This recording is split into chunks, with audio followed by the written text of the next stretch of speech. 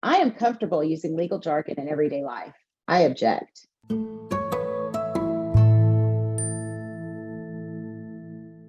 Hey guys, welcome and thanks for joining me this week. I'm super excited to introduce you to the guest that I have on this week. Her name is Chere Estrin, and she happens to be CEO of Estrin Legal Staffing. So join me, guys, and welcome me, Chere. Thanks for coming on.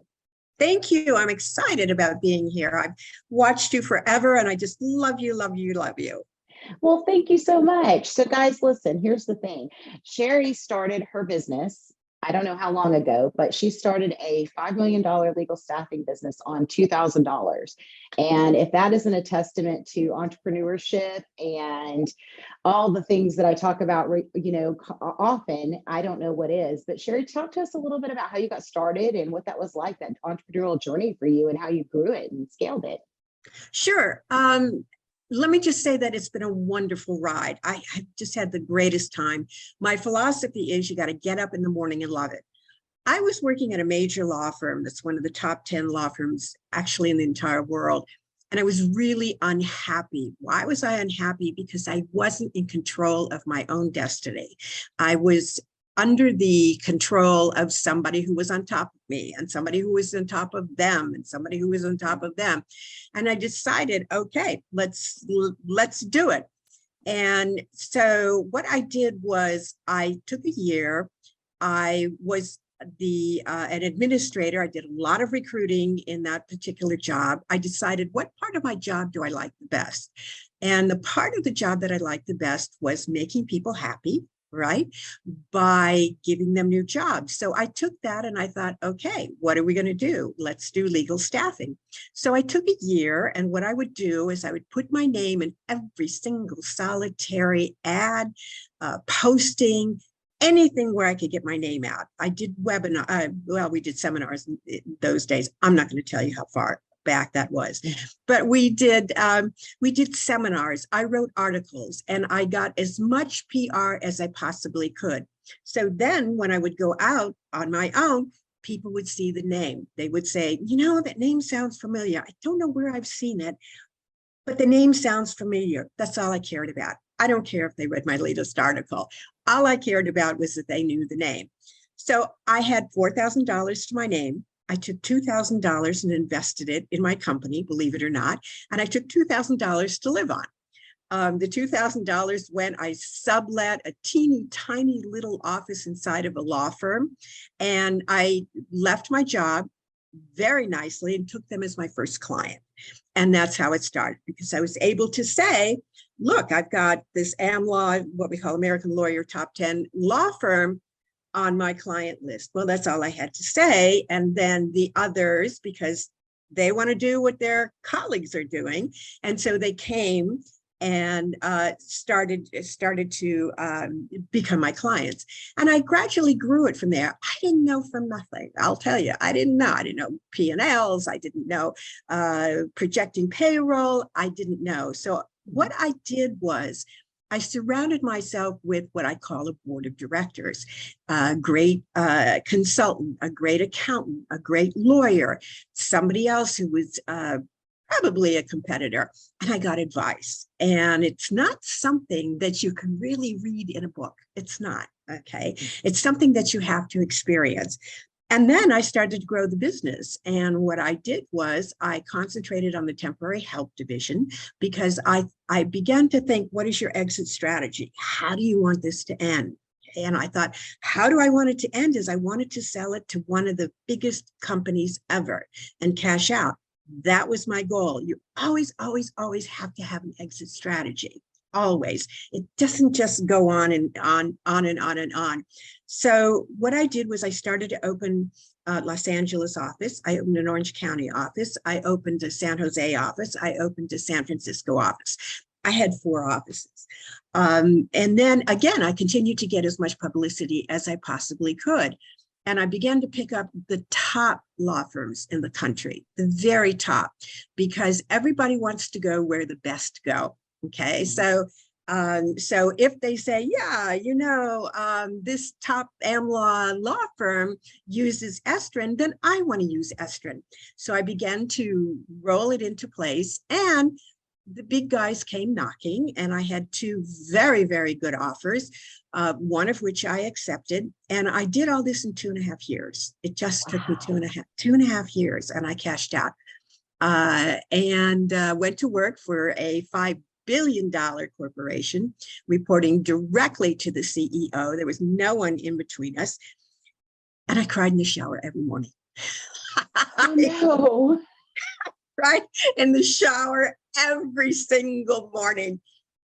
Because it was something that I left the law firm so that I could be this independent woman. And what happened was, here I was back in the same situation, only bigger. I remember one day when I had to practically get on my knees to get $1,000 check to pay a vendor. I had to go through so much red tape. Whereas if I had my own company, I would just write the check, right? Okay, Right. and be done with it. So I left. I left them. I left a lot of money on the table. I'll tell you that right now, because if you leave before your agreement is up, you do lose money. I didn't care. I just didn't care. So I waited out my covenant not to compete. And I went into a different business entirely. I went into what we call paralegal super conferences. I did conferences all over the country, strictly for paralegals. Again, what I was doing, I was specializing. I was going for a particular niche, which is what you really need to do. Generic isn't always going to cut it. It just isn't. And then the recession came, and I went under. I went totally under, lost everything I ever had, everything. My husband and I lost everything. Okay, so we had to, pick yourself up, dust yourself off, and start all over again, which I did. And so now I have another company, Estrin Legal Staffing, and we place attorneys, paralegals, legal secretaries, marketing people, anybody who belongs in a law firm. And we started all over again, and here we are. That is an amazing story. So, gosh, so much synergy I can relate to, because my inner entrepreneur didn't wake up till 48. I'm 51. And I'm like, I could create businesses all night long in my sleep, but, you can't go hard and wide and fast all at the same Right. time. And then, you find yourself in the situation where, you want to feel good, and you want to feel passionate. You want to feel empowered on the things that you're doing. You want to get up and excited to be at work every day. And when you find you're not, then you have to shift gears, or you have to kind of change it up a little bit. So I love hearing your story. And I love that you took a little bit. It reminded me a lot of Sarah Blakely's start, right? Where she just lived in that tiny 1-bedroom apartment and started Spanx by, packaging stuff and sending it out herself. And I have had other entrepreneurs on the show that, did the same thing, like back in, were the days of the yellow pages, and making sure that you were in every phone book, every ad, all of that print stuff that's no longer relevant. And so I think that's super interesting. And then I love that you said, you dusted yourself off and picked yourself up, because I think there have been a massive, in my industry, I work in real estate property management, and in my industry, there's been a ton of women leave the workforce. And so for me, having watched, the generations and the growth that has happened in property management itself, that sector, back when I started many moons ago, you had to have experience to even get a leasing position at a property. And no one would talk to you if you didn't have that experience. Just forget it. They wouldn't. And so now, as I was growing up and climbing those corporate ladders, I witnessed, the younger generation come in, and they promoted very rapidly. So now, back in the time when I started, which is aging myself, but our property managers were my age, and right now, and now you've got 23-year-olds and 24-year-olds and 25-year-olds and 27 to 30, and there's nothing wrong with that, because there's some very talented and very sharp individuals out there managing multi-million-dollar assets, but it has changed that playing field quite drastically. And so I've watched this mass exodus happen over the last 3 years of women leaving the workforce, or women in even my field and industry that are just burnt out, and they're walking away and saying, I've exchanged life hours for this pay, and I've missed out on X amount of things in my life to date that if I had a do-over, I wouldn't. And so with that being said, my next question for you is, one thing we talked about before this was, how women of certain age can make it in today's world. So that statement of dusting yourself off and picking yourself up and looking, talk to me a little bit about your thoughts on that. Look, it's a very delicate topic, right? First of all, as women, we had to fight our way to be even where we are today. And that's nowhere near where we could be. It really isn't. I remember 100%. when I would go into an executive committee meeting to sell my services. And if I went alone, okay, they would listen. But if I put a man next to me with gray hair in a navy blue suit, I didn't want him to say anything. I did not want him to say one word. I'll do the talking. What happened is my credibility went up. And God, did that make me mad. It made me so mad. But that's what it took. And when they would answer and when they would talk, they wouldn't look at me. They would look at the man.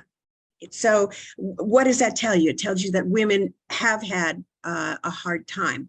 But let me tell you something about age. Age is something that you bring on yourself. It's not something that people look at you and then they say, oh, Chere Estrin, why?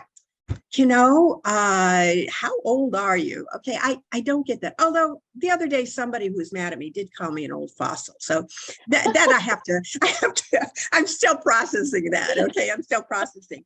But you've got to watch really how you talk, how you look, what you say, and how you think. Most importantly, how you think. I don't think about age. I really don't. I think about what I can do, not what I can't do. Okay, because yeah, body parts seem to be sagging a little bit here. Hey, they're I feel you. They're sagging. But I think about what I can do. What can you do? What can you do today? How are you going to get through the day? What is your plan? What do you want to be at the end of this chapter in your life? Women in particular bring on age discrimination by themselves. Now, I'm not saying that this sounds terrible, but because she wore a small mini skirt that she deserved to be raped. That's not what I'm saying. Okay, it's a horrible thing to say. But what I'm saying is, it's how people perceive you. And if you start saying things such as back in the day, okay, when I was young, all right, and certain phrases, okay, that are going to make you seem, oh, what you're doing is you're pushing people into thinking that you're older. Now, the question is there anything wrong with being older? No, all right, there is nothing wrong. People under the age of 50, maybe, okay, seem to think that old is something bad. I've got news for you. It's nothing bad. It's fantastic. And I always think of that old adage, I wish I knew then what I know now. Right now, very little upsets me. Very little. Do things upset me? Some things, yeah, sure. But most things roll off of me. Why? Because I've seen this movie before. I've seen it before. I know how it ends. I know how it ends. Now, when recently, when I started this new business, it was just me for a lot of years. I just didn't want, I didn't want the human resources end of it. I didn't want somebody sitting in front of me telling me why they had to go to the dentist that day. What was happening was I was glazing over, okay? But then I decided, okay, well, what if I just get somebody to help me out? Okay, which I did. And gradually during COVID, interesting enough, my business boomed and grew by 250%. And wow. So what happened was I forgot about how old I am, okay? I stopped saying, I said to my husband the other day, I said, why are people asking me when I'm going to retire? He said, stop telling them you've been in the business for 30 years and they'll stop asking, okay? That made a lot of sense because what I was doing was I was pushing them into thinking 30 years, when is she going to retire? That's logical. So I stopped saying that. And I started saying, I have a lot of years in this business. I stopped saying how many because I stopped dating myself. And I went back to my old formula of promoting myself. So what happened was, again, I do a tremendous amount of speaking, a tremendous amount of webinars, tremendous amount of writing, okay? And what happened was I wrote an article called is she pretty enough for her firm? Is she pretty enough for her firm? Because everything today is based on what you see. Instagram, nobody reads anymore. Twitter, everything has to be bullet pointed. So I wrote this picture, and I had a picture of myself, and I had arrows going to Botox, nose job, teeth. Okay, let's not talk about what this cost. Okay, and I made fun of myself, right? Because it is fun. And what happened was the Wall Street Journal picked it up and did an article on me, front page. Fortune magazine picked it up and did another article on me, calling me an expert in the field. They didn't care how old I was. Then somebody else came along, and I'm named one of the top 50 women leaders in Los Angeles. And thank you. It's quite an honor. It's quite an honor. And we don't talk about age. We don't talk about, because it doesn't matter how old you are. It matters what you choose to do. And I have chosen a particular career path. And I have, I'll show you, I have like a couple things here. Okay, it says go away. And for 1 year, I wanted to reach $1 million. My first year, I wanted to reach $1 million in revenue. I have now exceeded that. I'll probably reach. Yes, I really will. Now, why am I giving these numbers? Because it's not that I'm trying to impress. What I'm trying to do is set a goal. Okay, it doesn't matter how old you are. You can't be saying things like, if I were younger. You're not younger. I got news for you. It ain't gonna happen. We're not gonna get younger. It ain't gonna happen. So you need to use what you have now. What do I have now? I have a lot of knowledge. I have a lot more knowledge than I did when I sold my first company. A lot more knowledge. So all I can say is go out there.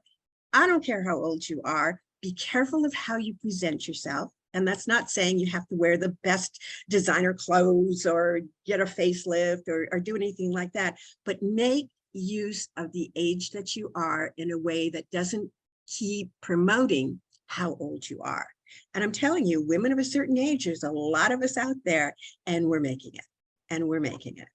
I love that. I need to work on that myself, because I've, turned that corner, and I feel like, on one hand, that I'm with you, that the experience, like, you can't teach it, right? The years of experience that we have are not teachable. I firmly believe that. And there is something, that wisdom that comes with age, that's beautiful. And you're right. I'm in the best years of my life. Like, I am literally, I don't feel like a 50-year-old woman. So I do sometimes, when I think about working back on site or, out in the field of the real estate world, but it's a mindset. It's totally a mindset. And I 100% agree with you, and I'm going to start saying a long time instead of how many years, because it does sound much better. So, you just need to pick what you want. What is it that you want? What do you want? And then not let anything, and I mean anything, stand in your way. If there's something standing in your way, what you need to do is, how do we overcome the objection to the sale? That's what you're looking at. Not, oh my God, I can't ever do this. How do you overcome the objection to the sale? And you'll get where you want to go. I guarantee it. In fact, I bet you 25 cents. Okay. I never go more than 25 cents, but I will bet anybody in this audience 25 cents that if you take that mindset, you will get where it is that you want to go. Guaranteed. I believe that. Yeah. I was talking to someone yesterday or the day before about, something similar, not the exact same topic, but I was talking about how I firmly believe that it has to be an individual mindset, and it has to be something that you work on your own when you make a decision, whether it's weight loss, whatever goal it is you set for yourself. Like, you have to really be in the zone, and you have to want it for yourself to be successful. But I truly believe that anybody can do anything they set their mind to. Like, I don't think there's anything that I met a 70-year-old male in a hotel recently that was pole vaulting, and he started at 60 and he's awesome. And I was like, I couldn't figure out what was his long package in line, and it was his poles. And I was like, oh my gosh. And I thought, assumed that it was for their son or somebody that was local in that town, but it wasn't. It was him. And it was really cool to meet him and just hear, like, that he started so late in life. And I think a lot of us do that. I think that you come into your own after, a certain age, and then it's easier to kind of identify and determine what you want to do.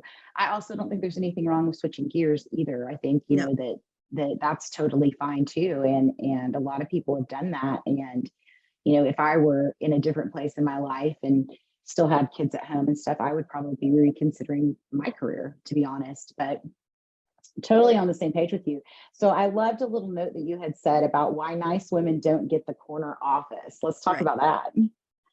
Nice women don't get the corner office because a lot of women are so intent on wanting to please. They want to please. And why is that? That's because we were brought up that way. Now, children of today are not so much brought up that way. Things have changed, but the majority of us are over 21. Let's face it. And we were brought up a certain way. We don't get the corner office because we want so hard to believe that we are of the helping occupation. Okay, and we're taught, that the men get to do this and the men get to do that. And why is it that we're still pointing out that this is a woman CEO, that this is a woman doctor? Why are we still pointing that out? Isn't that interesting? What difference does it make? What difference does it make? But it still exists. Women don't get the corner office because they don't ask for it. And that's plain and simple. They don't ask for it. What happens, and this is not only in the legal field, of which I'm firmly in, but we think because we do a good job that we're going to get promoted. We think that people are going to notice that I've been putting in 90-hour weeks, that I write the best paper, that I got the most sales, and then we're automatically going to get promoted. That isn't how it happens. That's not how it happens. What happens is people think that that's what you're supposed to be doing. So they want you to stay where it is that they feel that you're doing the best. Why would we promote you? Why would we do that? We're getting what we want from you now.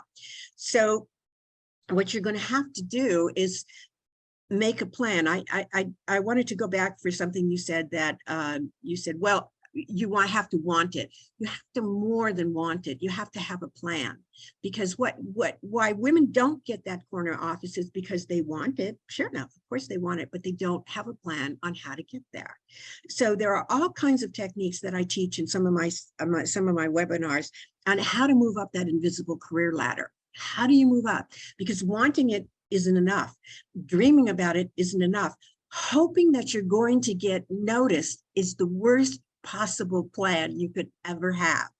They're going to want you to keep working those 90-hour weeks. They're going to want you to write the best articles to get the biggest sales, because that's what they hired you to do. So you're going to have to design a plan. And I know we don't have enough time to go into it here, but you can check out on my website one of my webinars, and that's a plan step by step by step.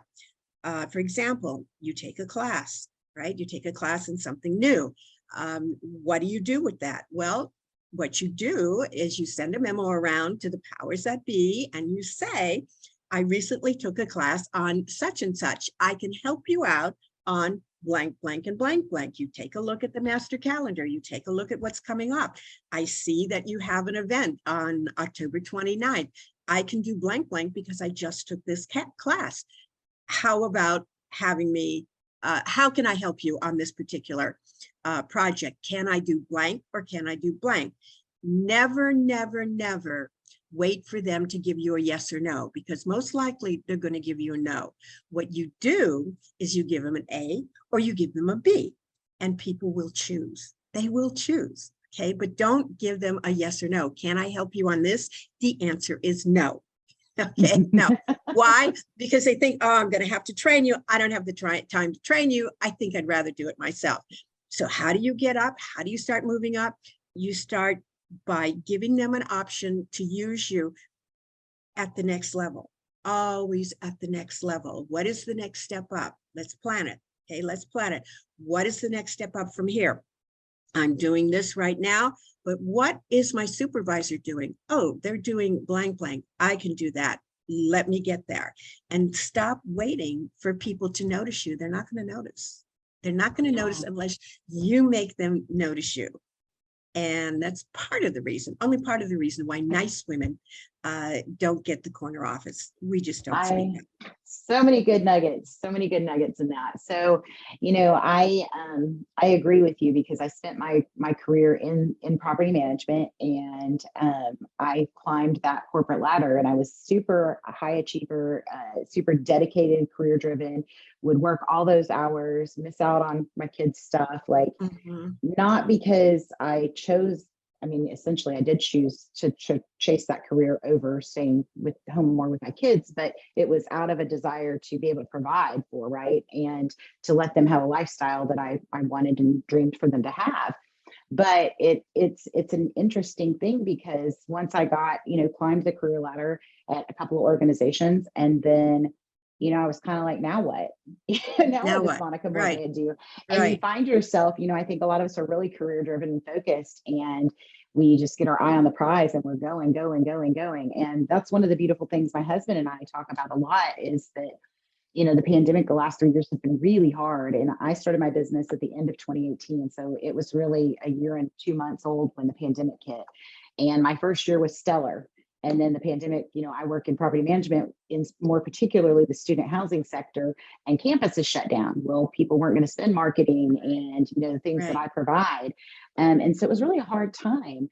But if our world hadn't slowed down and left us to ourselves, I don't think that as many of us across the nation would be as thoughtful and making those changes in our lives for the better, because we would have just kept grinding. I mean, Mhm. I wouldn't have stopped, and that forced the stop. And so for me, it's been a really great thing. It's enabled me to have a better work-life balance and to place value on, my family and in the areas of my life that my needs need to be fulfilled, to be my best me. And so I Mhm. think it has created that for a lot of people.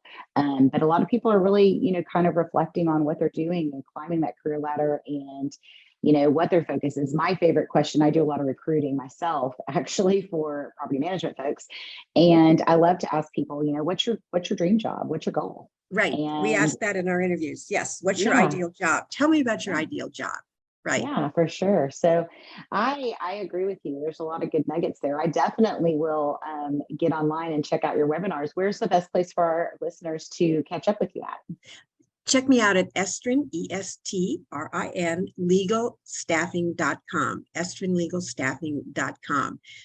Drop me a note. Okay. Let me know how I can help you. If I don't have the answer, I'll find it for you. I really will.